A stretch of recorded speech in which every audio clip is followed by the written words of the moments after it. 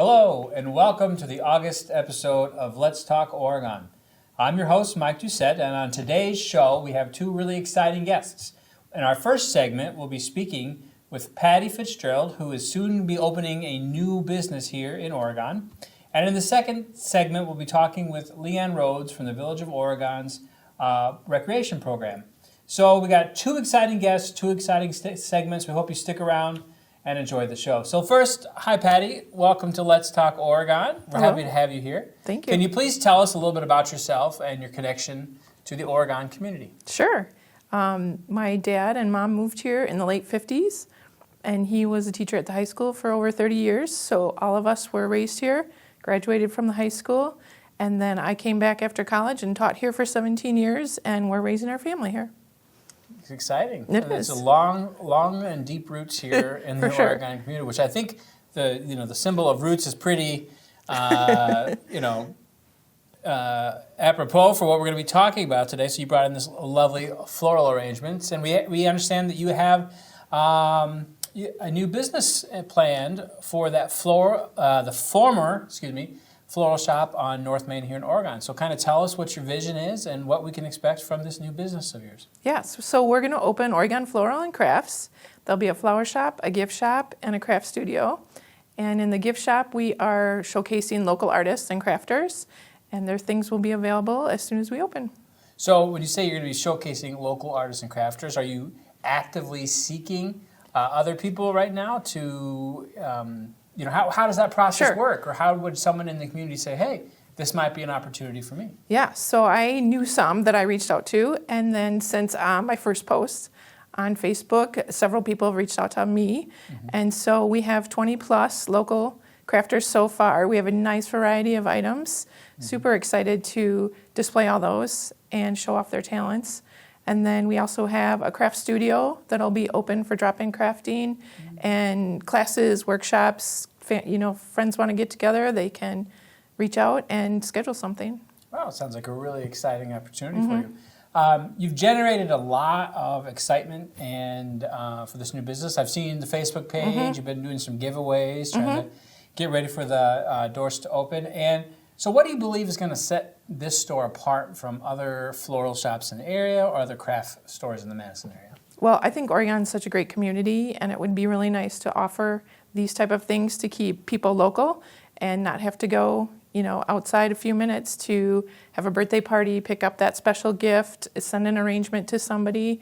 So I think the personalization and knowing that it's a local family-owned business is something special. All right, so save the drive, stay local. And we know recently we've seen on some community pages here in Oregon that it's tough to keep these local businesses thriving, and it takes it's part of that is our responsibilities as residents to patronize these great establishments. So in the shop, you talked about obviously crafts to sell, a maker space. Do you want to go ahead and describe a craft maker space? What does that look like for your store? Sure. So the craft studio will have supplies there that you can do some make and take kits. You can either stay there and do a kit that has everything put together for you, or you can take it, and each kit has a QR code with directions that you can follow along with me to make the kit and the craft.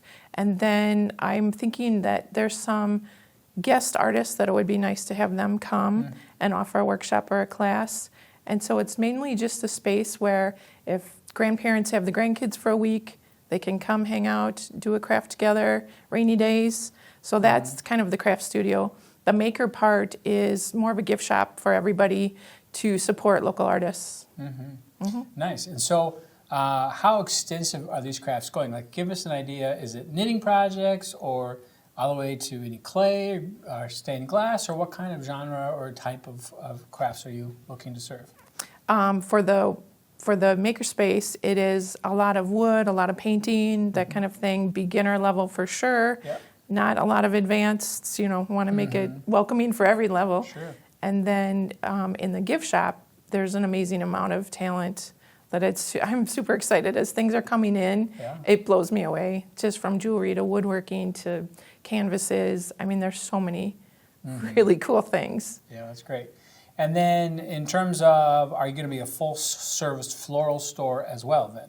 So if somebody's planning a local wedding in the area, would you be a full-service provider of flowers for that? Or how extensive is the flower shop? Yeah, that's our as well? goal for sure. I'm working with another florist, and we're going to work together on, as far as weddings go, to figure out which kind of scale we want to do. And then we're going to start small and then just keep going as we open. That's exciting. Yeah, it's very exciting. And I know it's a business that I think a lot of people in Oregon are craving to have. Once again, I think, like you said, that ability to stay in town and to, on those great holidays when those husbands need the flowers, to have a local source to come in, and also even husbands when it's not a special day, get those flowers as well. But I think that's going to be great. So it appears from the Facebook page that you made some improvements and updates to the space. So what can customers expect to see when they walk through the door on that first day? It was really move-in ready. So we've built a faux fireplace to display some of these beautiful pieces. We're building a nice cash wrap checkout right now.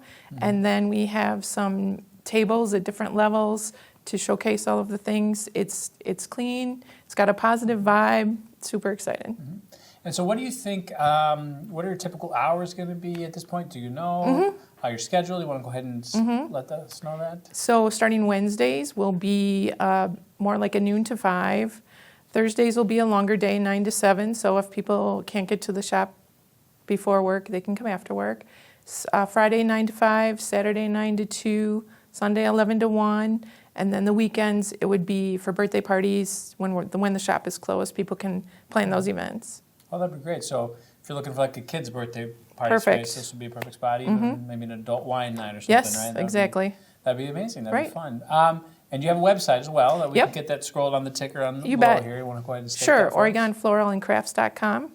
All right, and what is your anticipating opening day? What do you think you're going to be able to open those doors? Right. Late August is what we're saying. It would be great to be before Labor Day weekend. So we'll announce that soon. Just kind of waiting on a couple construction pieces to finish. Okay, so if you really are really anxious about hearing this, I'm sure you can watch the Facebook pages, but also you can follow and like. It's Oregon Floral and Crafts on Facebook, and That's you can go correct. ahead and like and follow that on that page, and you can see all the updates as they might come out. So, Patty, thank you. Thank you, for taking the time to speak with us, and it's going to be an exciting improvement to the Oregon business landscape, and I think a much needed Very much. business to have once back here in the community, and we're glad that you're the person that's going to Thank bring you. that to us. We're super excited. Thank you. All right, when we come back from our break, we're going to be with Liane Rhodes from the Village of Oregon, talking about all things park and recreations here in Oregon. Thanks.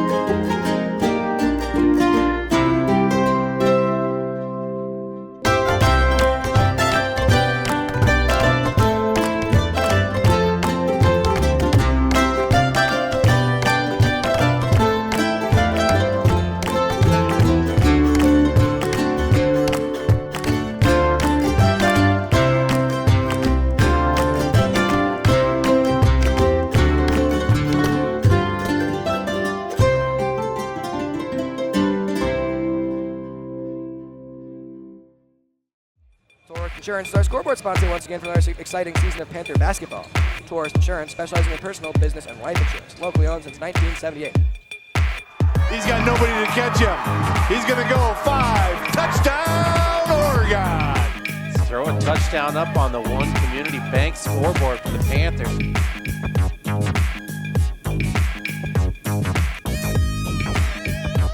Great feet, great finish, fantastic by Addison Worth. That's on the Culver scoreboard. Welcome to Delicious.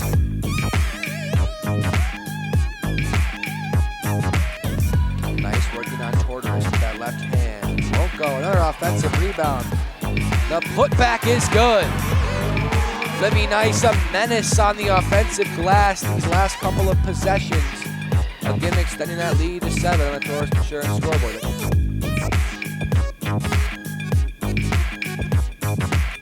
Every day, thousands of kids start vaping. And I can't let this happen to my kid. Of course, it's awkward to talk to your kids about the dangers of vaping. Hey, bestie, how's sketches? Ready? It's hard to get their attention. Ready? Go. Yes. Look at that. You didn't turn yours over. So if you want to talk to your kids about the dangers of vaping, you got to get it trending.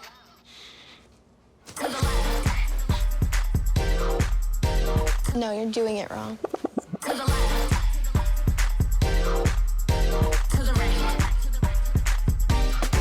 Let's go.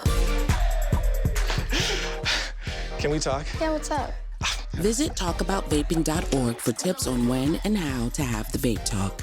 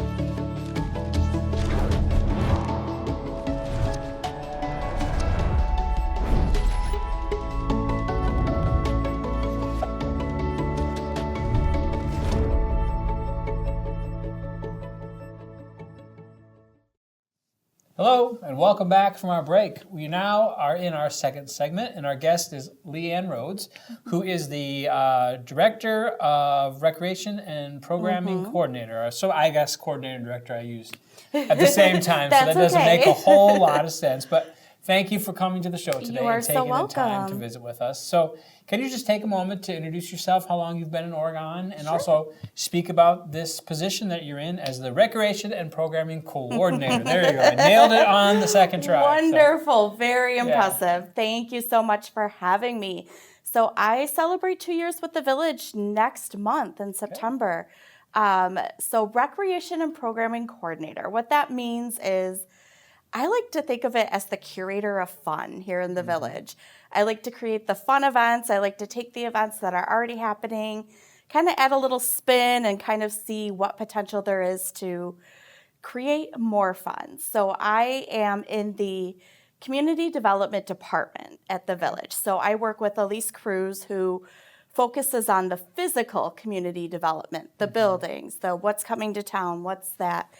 And I focus on the mental community building. So how can our residents feel like they live in a great place and they just truly love where they live and they know who surrounds them here in the Village. And what drew you to Oregon in general and for this position? So this position, it's odd because I actually was not looking for another job. Yeah. But there was something about the way they had it listed that just spoke to me. We had just moved to Oregon, my husband and I, with our 3 small children. And the opportunity to literally have a hand in shaping the community my family would grow up in appealed to me most of all, among many other things. But yeah, we've been in Oregon for about 5 years now. Great. We love it. We absolutely love it. It's a great town. We love the people more than anything. And we've just, the more we've planted roots here, we've just grown to love this community. All right. That's the second time we've had roots mentioned on the show today. Really? That's wow. why we have the flowers here as well. If you're watching the first go. segment, you kind of know where that's coming from. But that's great. That's a great story. Thank you. So I did a little digging and some research, and I went to the website, and obviously I found this beautiful document that was a 4-year plan for our parks here in town. Absolutely. And spanning for the years 2024 to 2028. And it was adopted in December of 2023. So in this plan, it's very informational. Go to the website and look it up. Go to the Village Board website. It's fantastic. It's well done. In that plan, can you highlight for our audience the big information, the strengths and weaknesses identified in the plan, and so far, what changes and initiatives have we seen as a result of this work and planning? Oh, sure. So first of all, that was my first major project with the Village. So it was an absolute delight to be a part of. But a lot of the feedback we received kind of cemented what we had already known. One of the two major factors was that our community is there's active recreation and passive recreation, and both are very, very passionate about the two. We have a very robust youth sports program here, but we also have a lot who are into bird watching and preserving nature. Both are absolutely fantastic. So the plan did highlight the fact that there are, two major differences between the two groups. So we are working to bridge them together. And we also just learned, I had just been hired at the time, and it was funny because a lot of the responses we got were, we don't have a recreation department, and technically we don't. However, we're very different from other communities in that our school district has a very robust community education and recreation department. So anything we were to ever do would just be to support them. Sure. But yeah, the plan is basically just a guideline for the years going forward. It helps our village board shape their decisions. When our park board meets, it helps us come up with, okay, where can we allocate what funds? And typically we try to keep it balanced between, again, the active recreation groups, the passive recreation. And I think we've got a lot of great stuff coming up. Yeah, it's exciting. So when I was going through the plan, I was just struck by the sheer number of parks we actually have. Oh, absolutely. And as I've been a resident of Oregon since 2016, and I didn't even know a good third to a quarter of those parks even existed on the list because they're not in my daily routines and habits as a resident of the village, right? So what strikes you as in this role as unique about our parks in Oregon and your role in general? What are you particularly proud of as you serve in this current role? So I'm most proud of the fact that I came into a bit of a mess when I came in. We had these great parks that they were being used, but there wasn't really any streamlined processes to their usage. So if a family wanted to have a reunion or a barbecue or have a kickball tournament, it was just kind of this big free-for-all. So I'm very proud of the fact that, I can use whatever voice I have to kind of get the idea of our parks out there, but also, help kind of cultivate these fun family memories. And I am very proud of the fact that the events I've had so far, I've been very lucky that anybody who would like to attend is able to.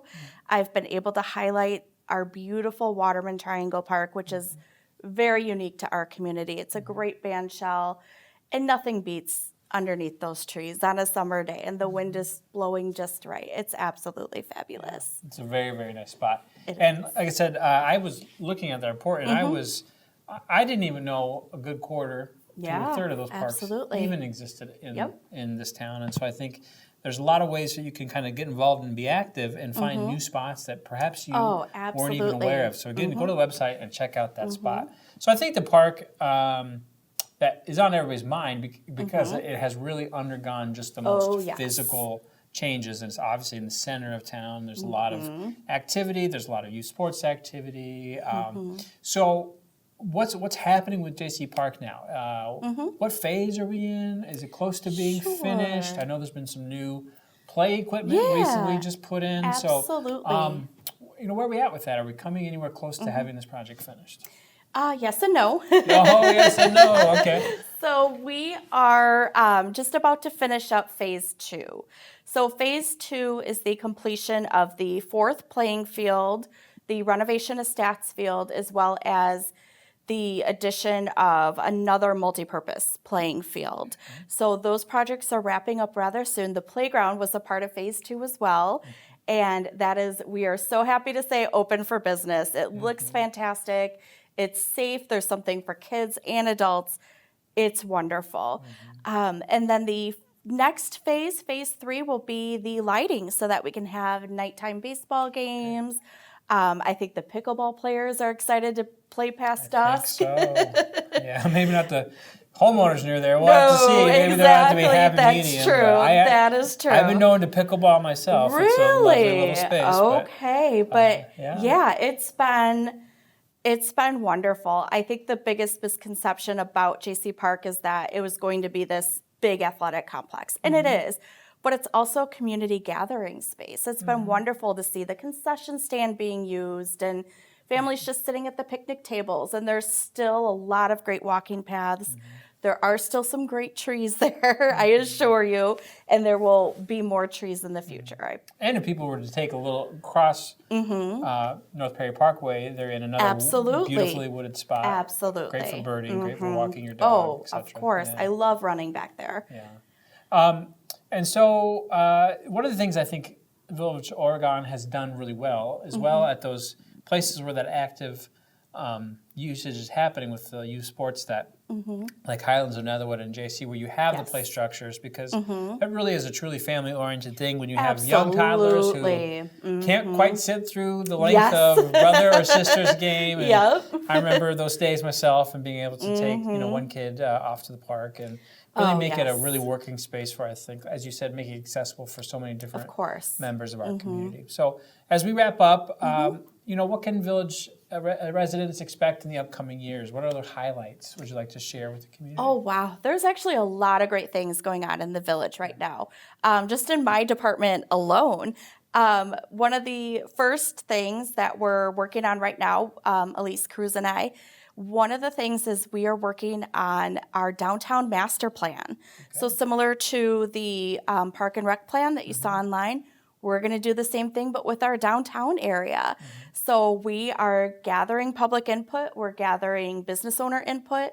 We want to hear from everybody. What's missing? What's wonderful? What's not so wonderful? What have you seen in other communities that you would like to see in your own? So that will be very telling for the future. We're very excited about that. And also, we hope to have more events. I'm going to keep it slow at first, but eventually I would love to have year-round events. I would love to utilize our parks. Even when it's not spring and summer, I'd like to do something in the fall and winter as well. That'd be great. Yeah, thank you. Yeah, make it more all seasons for fun. Absolutely. Right? Not just the summertime. But it is the summertime, and we hope that you at home are enjoying these waning days of summer. As we know, fall is just around the corner. And Liane, thank you so much for coming on, being a vibrant guest today, talking about all things that we have good here in Oregon. And folks, if you like what you're hearing here, make sure that you continue to watch. And you can find this show and past episodes on our YouTube channel. And further, you can watch it on also the cable access channels on whatever you use for cable. So thanks for taking the time to be with us. And we'll see you in September here on Let's Talk Oregon.